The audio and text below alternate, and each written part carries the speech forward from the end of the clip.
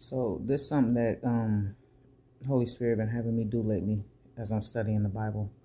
When you read it once, you go back, you read it again, you start finding new stuff you haven't seen before. So I'm still in Genesis. I'm reading it alongside Jubilees just to get a little extra background context, whatever.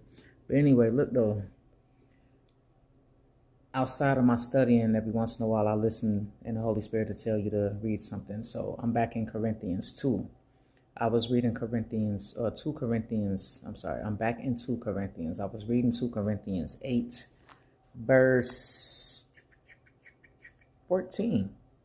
And it took me back to, I was Googling that I always Google stuff while I ask the Holy Spirit, or I'll Google just to get a deeper concept of what exactly that meant. But what Spirit has been having me do lately is take stories from the Bible, experiences out of the Bible, and try to pertain them to my life.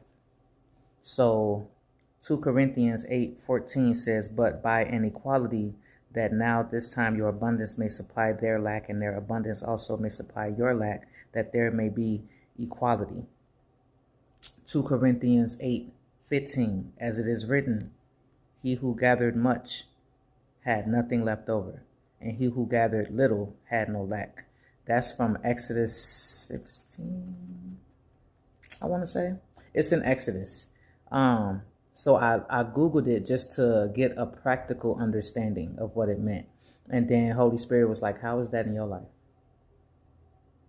How does that pertain to your life? So it's about the manna. The people that got too much manna, they had nothing to waste. It all, like the next day it went away. The people that didn't gather much, that couldn't gather much, they had no lack. You see what I'm saying? So, I looked at the bottom half of it. The people that could barely gather, they had no lack. And the first thing, as soon as I read that, Holy Spirit was like, so how does that pertain to you? You have always had to grind, hustle, struggle, every time. You always had to get it out the mud. But you have never had lack. I've always had what I've always needed. It's our desires and our wants that gets us to wanting more. But when you learn how to live, when you realize how to live in that middle, it's okay to be here and it's okay to be there, but not all the way. You see what I'm saying? Once you realize that, though, I have never had lack. I've always had what I needed. I've always had what I needed. And I think that's just something to look at, something to think about.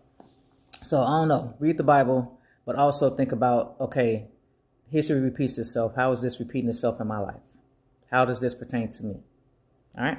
Be easy.